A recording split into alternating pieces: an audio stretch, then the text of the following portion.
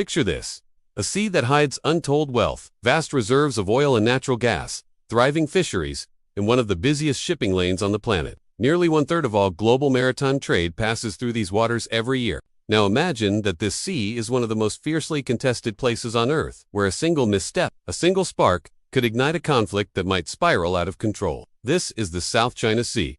But why would China refuse to back down, even if it means standing alone against the entire world? Why risk economic blowback, diplomatic isolation, or even military confrontation for this stretch of ocean? Today, we're diving deep into this question. We're peeling back the layers behind China's unyielding grip on the South China Sea, uncovering the history, power, and stakes that make surrender impossible. This is not just a territorial dispute, it's a struggle over identity, survival, and the future of global power. I've always been fascinated by one question. What drives a country to fight so fiercely over a piece of ocean, especially when it's not even land, it's just water? But the South China Sea is not just any body of water. It's a place packed with natural resources like oil and gas. It's a critical artery for global trade, and it's become one of the most volatile geopolitical flashpoints in the world. But here's the thing: this conflict isn't only about drawing lines on a map or owning islands. It's about something much deeper. It's about history, centuries-old claims, and memories that shape national pride. It's about power, the ability to control one of the world's most important waterways. It's about identity, how a rising China sees itself on the world stage. And it's about the future, who will dominate the 21st century's geopolitical landscape. In this video, I'll take you on a journey through the tangled web of history, strategy, and raw ambition. We'll unpack how these forces collide in the South China Sea and why, for China, stepping back simply isn't an option. So, buckle up. This is a story about the past, the present, and the future of global power, all playing out in one of the most contested seas on Earth. The South China Sea covers an area roughly the size of California, a massive stretch of ocean that borders no less than 6 countries. To the north lie China and Taiwan. To the west, Vietnam and Malaysia. To the south, Indonesia and Brunei. And to the east, the Philippines. This region isn't just about geography, it's the crossroads of global commerce. Nearly one-third of all maritime trade passes through these waters every year. That means everything from oil to electronics, from food to raw materials, moves through here on giant container ships and tankers. Beneath the waves, the South China Sea holds vast, untapped reserves of oil and natural gas resources that many of these countries desperately need to fuel their economies and energy demands. On top of that, the sea is one of the richest fishing grounds on the planet, supporting millions of livelihoods and feeding millions more. But despite all these resources, or maybe because of them, the South China Sea has become one of the most contested and volatile regions in the world. So how did a stretch of ocean turn into a fierce battleground? What historical events, strategic interests, and national ambitions have driven these countries into conflict over these waters? That's what we're going to uncover next. China has claimed almost 90% of the South China Sea is marked by a boundary called the Nindash Line. This mysterious, almost cryptic line first appeared on Chinese maps in shortly after World War II, at a time when China was reasserting itself after decades of upheaval. But what exactly does this line mean? And why does it cause so much controversy? For China, the Nindash Line isn't just a boundary, it's a symbol. It represents centuries of historical presence and cultural ties to the islands, reefs, and waters within. Chinese fishermen have sailed these seas for generations. Ancient Chinese records mention these islands as part of their maritime territory. Yet, here's where it gets complicated.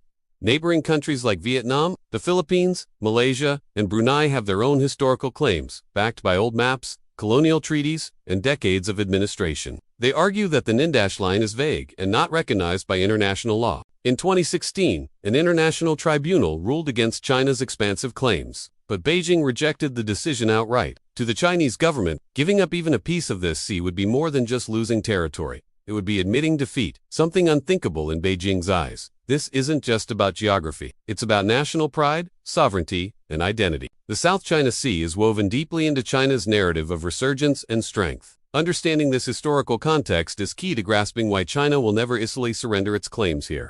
In recent years, China has taken a bold, unprecedented step, constructing massive artificial islands right in the heart of the South China Sea. What were once tiny reefs and shoals, barely visible above the waterline, have been transformed into sprawling bases equipped with airstrips, radar stations, and missile systems. But this isn't just about demonstrating military might for show. It's a calculated, strategic move to gain what I call control factors. These islands are China's footholds, allowing it to project power far beyond its coastline, monitor rival movements, and enforce its claims with a new level of permanence. By militarizing these islands, China effectively rewrites the rules of the game in the region. Instead of relying solely on legal arguments or diplomatic negotiations, China now has physical control, a force multiplier that challenges any opposing naval presence. This militarization shifts the balance of power in a way that no map or treaty could. It's a message: China is here to stay, and it has the means to defend what it claims. But what does this mean for its neighbors? For the United States and other global powers who rely on freedom of navigation in these waters. These islands are more than just concrete and steel. They read the epicenter of a high-stakes geopolitical chess game, where every move could reshape the future of the While China builds its islands and solidifies its hold, the United States and its allies aren't standing still. The U.S. Navy regularly conducts what are called freedom of navigation operations, sending warships and aircraft through these contested waters to challenge China's claims and affirm international laws that guarantee open seas for all. These patrols are meant to send a clear message. No single country owns the South China Sea.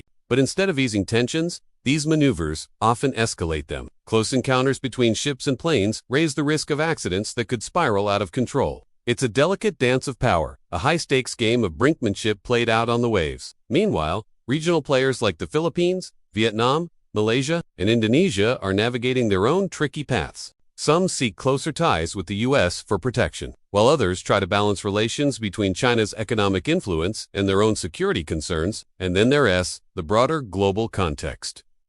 This isn't just a regional dispute anymore. The South China Sea has become a flashpoint in the broader rivalry between the U.S. and China, two superpowers vying for influence in the 21st century. So, how far could this rivalry go? Could a misunderstanding here trigger a wider conflict? And what's really at stake not just for China and its neighbors, but for the world's security and economy? So, why will China never surrender the South China Sea? The answer isn't simple. It lies in three deeply intertwined layers: historical, economic, and strategic.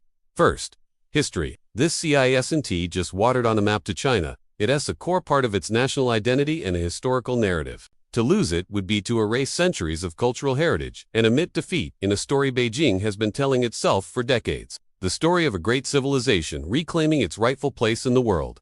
Second, the economic dimension. The South China Sea is a treasure trove beneath the waves. Vast reserves of oil and natural gas lie hidden here, fueling China's booming economy. Beyond resources, nearly a third of global maritime trade, including the flow of China's exports and imports, passes through these waters every day. Control here means securing the lifeblood of China's economic engine. Third, and perhaps most critical, is the strategic layer. The South China Sea acts as a maritime gateway, a vital artery connecting China to global markets, allies, and military supply lines. Holding this region means projecting power far beyond its shores and ensuring no rival can easily challenge China's rise. To Beijing, surrendering this sea would be tantamount to surrendering its future, its economic growth, its security, and its role as a global superpower. So, this isn't just about territory or resources. It's about China's very vision of itself and the world it wants to shape. And that's why backing down is simply not an option. The South China Sea dispute is far more than just a clash over lines on a map or patches of water.